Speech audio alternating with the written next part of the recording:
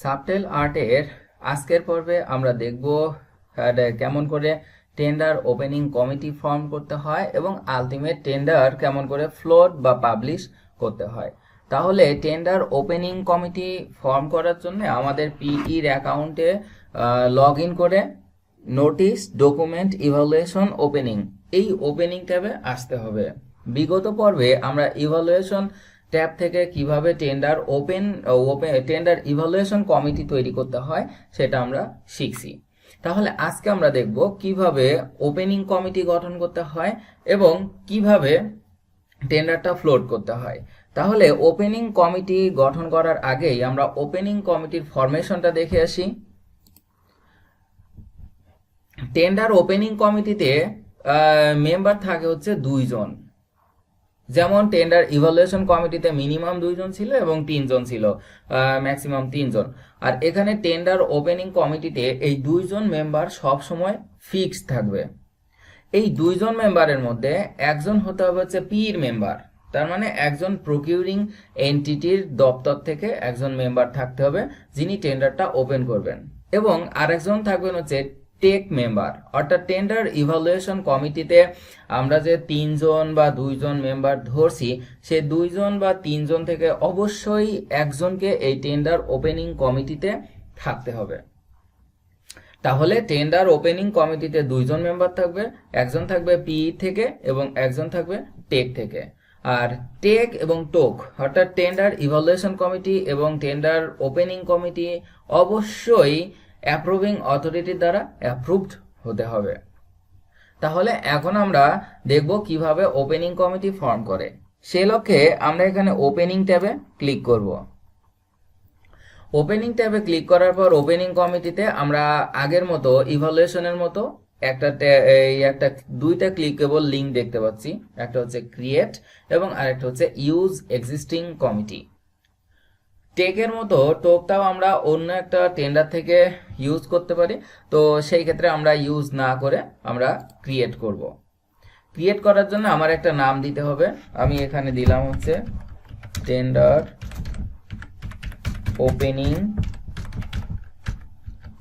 Committee, এবং এই tender opening কমিটির কি ক্রাইটেরিয়া, কতজন মেম্বার লাগবে দেখেন এখানে দেওয়া আছে। বলছে মিনিমাম 2 জন, ম্যাক্সিমাম 2 জন। অর্থাৎ টোকে বা টেন্ডার ওপেনিং কমিটিতে সব সময় 2 জনই থাকতে হবে, এবং 2 জনের একজন হতে হবে হচ্ছে পির আন্ডার থেকে, আর একজন হতে হবে টেক থেকে। এটা হতে পারে পির আন্ডারের বা হতে পারে আমরা যে আউটসাইড মেম্বার ইউজ করছি সেটা। তাহলে এই 2 জন মেম্বার দ্বারা আমরা টেন্ডার ওপেনিং কমিটিটা ফর্ম করব। তাহলে আমরা অ্যাড মেম্বারে ক্লিক করব। এখন অ্যাড মেম্বারে আবার ইভালুয়েশনের মতো এখানেও দুইটা আমাদের ট্যাব দেখাচ্ছে, একটা হচ্ছে সেম পিই আর একটা হচ্ছে টেক থেকে। তাহলে আমরা কাকে কিভাবে ইউজ করব? এখন আমাদের দুইটা থেকে অবশ্যই 2 জনকে সিলেক্ট করতে হবে মাস্ট, অন্যথায় ইজিবি আমাদের অ্যালাউ করবে না। তাহলে আমরা সেম পিই থেকে নিলাম হচ্ছে অ্যাসিস্ট্যান্ট ইঞ্জিনিয়ার এবং টেক থেকে নিলাম হচ্ছে সাব ডিভিশনাল ইঞ্জিনিয়ার। এই 2 জনকে আমরা সিলেক্ট করলাম। যেহেতু আমাদের এই টেন্ডারটা 3 জনের মধ্যে সীমাবদ্ধ, অর্থাৎ প্রকিউরিং এন্টিটি, এসডি এবং অ্যাসিস্ট্যান্ট ইঞ্জিনিয়ার, এর জন্য আমরা এই 3 জন থেকেই নিব।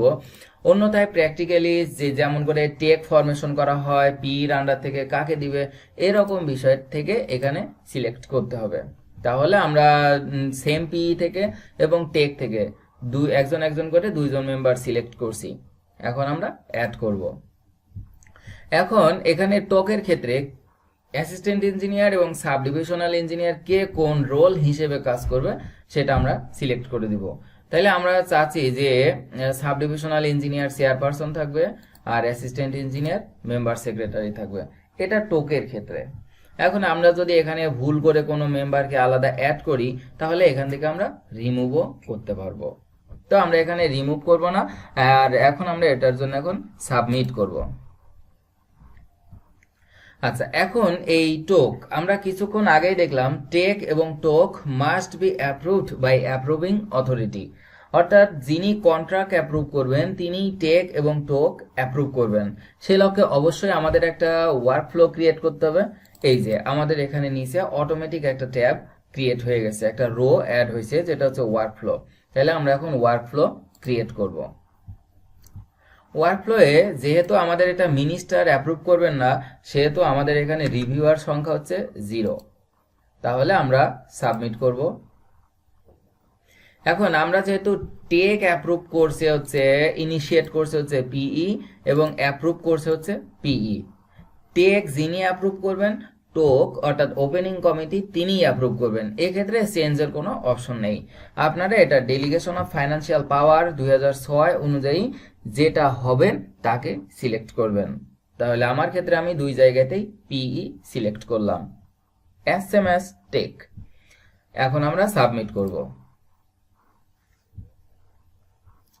আচ্ছা, এখন আমরা যে দুইজন মেম্বারকে ওপেনিং কমিটিতে রাখলাম, এই দুইজনকে নোটিফাই করতে হবে। নোটিফাই করার জন্য ওপেনিং কমিটির রোতে এডিট এবং নোটিফাই কমিটি নামে একটা ক্লিকেবল লিংক আসবে। তাহলে আমরা নোটিফাই করার জন্য এই লিংকে ক্লিক করব। এখানে আমরা নাম দেখতে পাচ্ছি এবং কাকে কোন রোল হিসেবে অ্যাড করা হয়েছে সেই সকল কিছু দেখতে পারবো। যদি এখানে এখন কোনো ভুল ধরা পড়ে তাহলে অবশ্যই আমরা এটা এডিট করতে পারবো।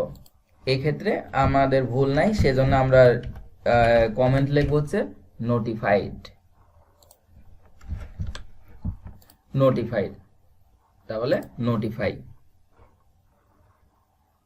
তাহলে আমাদের ওপেনিং কমিটির কাজও কমপ্লিট। এখন আমাদের কি করতে হবে, যদি আমরা টেন্ডারটা পাবলিশ করতে চাই, পির অ্যাকাউন্ট থেকে কিন্তু এখনো আমাদের এখানে কোনো রকমের পাবলিশ বাটন অ্যাড হয় নাই। সেক্ষেত্রে আমরা এখন ক্লিক করব হচ্ছে পূর্বে যে আমরা টেন্ডার নোটিশ করছিলাম সেখানে। এখানে গেলে আমাদের দুইটা বিষয় এখানে চাইবে।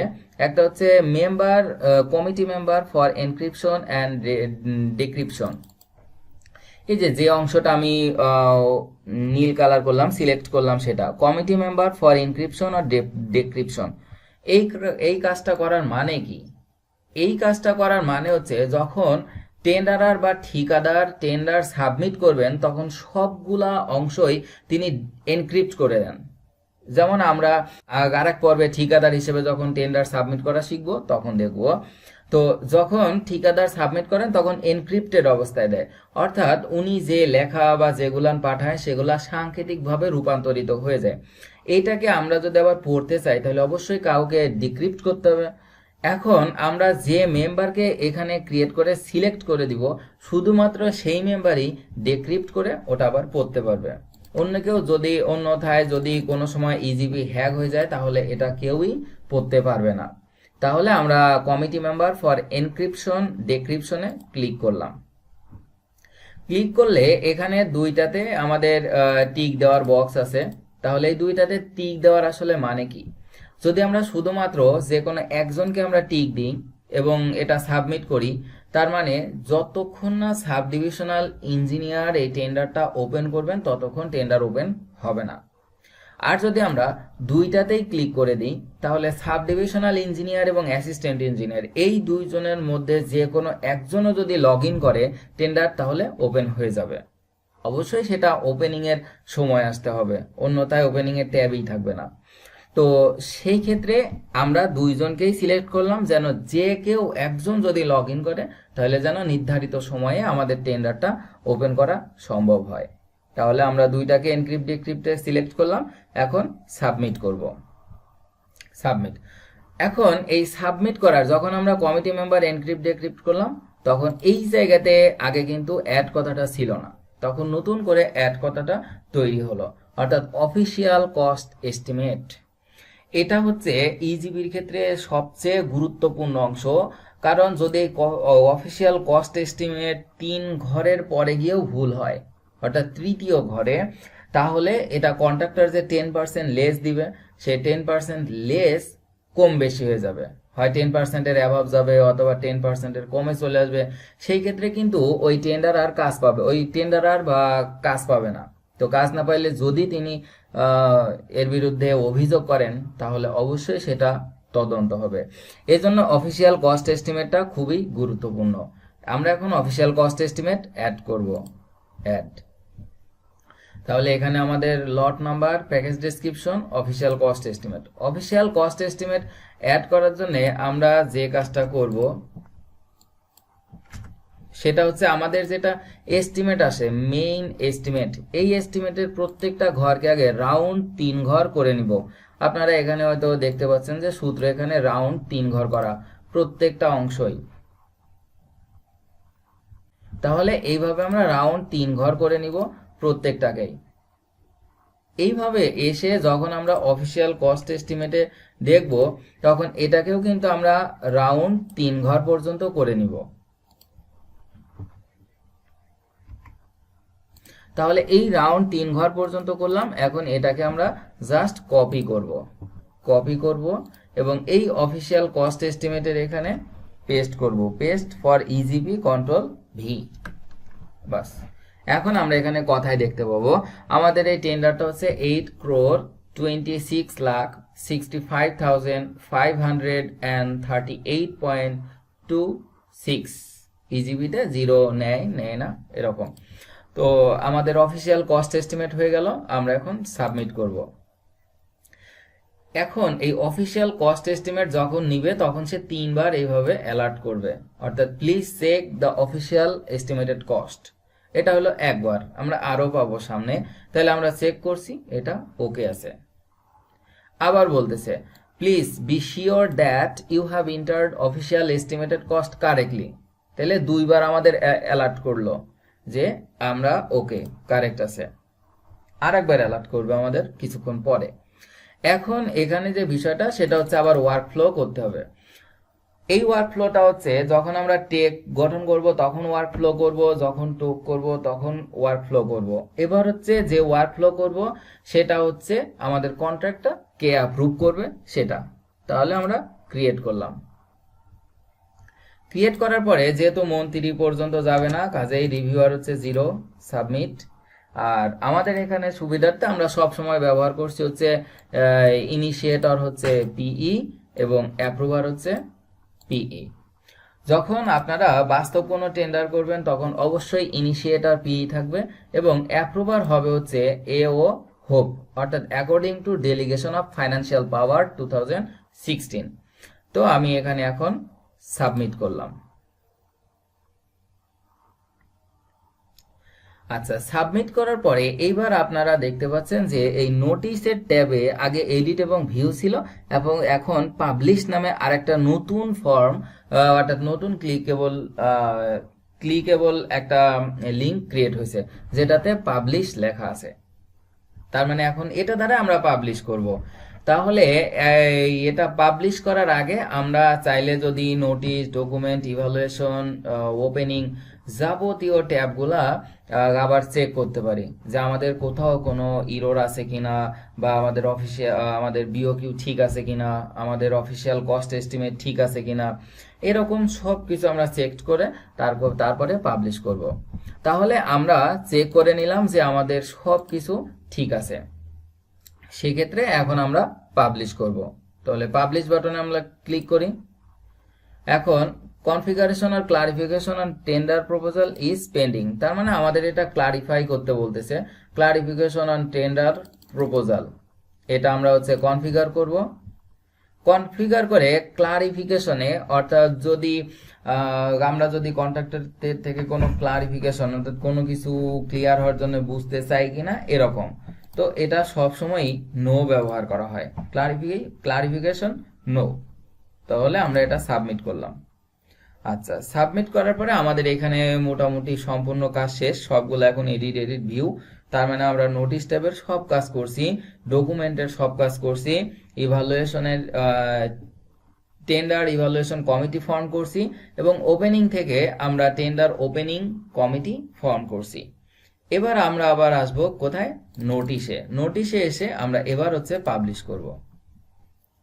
পাবলিশ করার আগে আমাদের টেন্ডারটা সম্পূর্ণ একবার তারা দেখাবে রিভিউ, এবং আমি আগেও বলছি যে ইজিবিতে পাবলিশ বাটন বা যে কোনো বাটনে ক্লিক করলেই হবে না, একটা কমেন্ট লিখতে হবে। তার মানে যে এটা আমরা জেনে করতেছি নাকি আন্দাজে ক্লিক লেগে কাজটা হয়ে যাচ্ছে, এই ভুলটা যেন না হয় এজন্য ইজিবি কমেন্টের ব্যবস্থা করছে। এই জন্য আমরা এখানে সজ্ঞানে কমেন্ট লিখব পাবলিশড। এবার আমরা এই পাবলিশ বাটনে ক্লিক করব। এখন পর্যন্ত আমাদের বলতেছে যে please be sure that you have entered official estimated cost correctly and check it. তার মানে গত দুইবার আমাদের এই অ্যালার্টটা ইজিপি সিস্টেম থেকে আসছে, যেহেতু আমরা পাবলিশ করতেছি এজন্য লাস্ট এবং তৃতীয়বারের মতো আমাদের ইজিপিতে এই অ্যালার্টটা আসবে। আপনারা হয়তো এই টেন্ডার তৈরি করা থেকে ফ্লোট পর্যন্ত যতগুলা স্টেপ দেখছেন, কখনো কিন্তু কোনো একটা কাজের জন্য এতবার অ্যালার্ট ইজিপি কখনোই করেনি। শুধুমাত্র এই অফিসিয়াল কস্ট এস্টিমেটের ক্ষেত্রে ইজিপি 3 বার পর্যন্ত অ্যালার্ট দেয়। তাহলে অবশ্যই আপনারা বুঝতে পারছেন যে অফিসিয়াল কস্ট এস্টিমেট কতটা গুরুত্বপূর্ণ। তো আমরা বুঝলাম যে অফিসিয়াল কস্ট এস্টিমেট গুরুত্বপূর্ণ। আমরা আবার চেক করলাম, আমাদের চেক করে আমরা শিওর ওকে ক্লিক করলাম।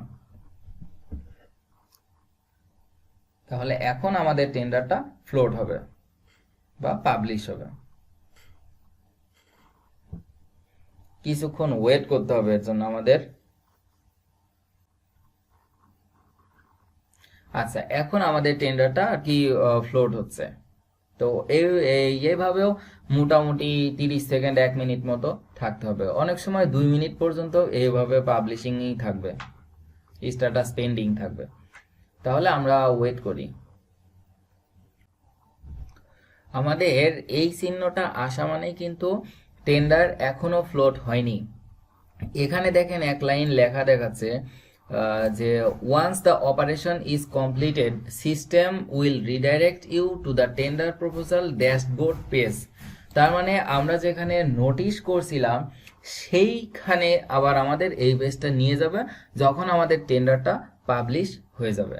এবং এই টেন্ডার যখন এই পজিশনে থাকবে তখন রিফ্রেশ করা যাবে না, তারপরে গো ব্যাক বাটনে ক্লিক করা যাবে না, এবং উইন্ডোজটা ক্লোজ করা যাবে না। এই 3টা কন্ডিশনে যতক্ষণ পর্যন্ত এ ফ্লোট হয় হতে থাকবে, ওয়েট করতে দিতে হবে। তাহলে যখন এটা পাবলিশ বা অটোমেটিক ফ্লোট হয়ে যাবে তখন এটা আমাদের আবার ড্যাশবোর্ডে ফিরিয়ে নিয়ে যাবে অটোমেটিক্যালি। বাস, আমাদের টেন্ডারটা এখন totally float. File has proceeded and tender published successfully. তাহলে এই পেজে আমাদের সে অটোমেটিক নিয়ে আসলো এবং এখন টেন্ডার থেকে আমাদের কিছু করার নেই। এবং আপনারা এখান থেকে খেয়াল করলে দেখবেন এখন notice, document, pre tender meeting, payment, opening, evaluation, নোয়া, কন্ট্রাক্ট সাইনিং, কমপ্লিমেন্ট, এতগুলা ট্যাব আমাদের ওপেন হয়ে গেল। আমরা ধীরে ধীরে সবগুলা ট্যাবের কাজই শিখবো ইনশাল্লাহ। তবে এই ইজিপিতে এই টেন্ডার ফ্লোট হওয়ার পরে বা পাবলিশ হওয়ার পরে শুধুমাত্র আমরা এটাকে ক্যান্সেল করতে পারবো, বাকি আর কোনো কিছুই করার নাই। আলটিমেট যখন এটা জানুয়ারি মাসের 10 তারিখ রাত 8টার সময় আমাদের এই টেন্ডারটা ওপেন করা হবে। তো আমরা এটা থাকবো এবং ওপেন করব, অর্থাৎ এখানে আমাদের closing time and opening time দেওয়া আছে। তো আমরা এই পর্যন্ত ওয়েট করব এবং আমাদের কাজগুলা শিখতে থাকব। এর মধ্যে আমরা টেন্ডারার বা কন্ট্রাক্টর হিসেবে কিভাবে সাবমিট করে সেগুলা দেখব। সবাই ভালো থাকবেন, সুস্থ থাকবেন। সাবটেল আর্ট চ্যানেলকে সাবস্ক্রাইব করে অবশ্যই সঙ্গে থাকবেন। সবাইকে ধন্যবাদ।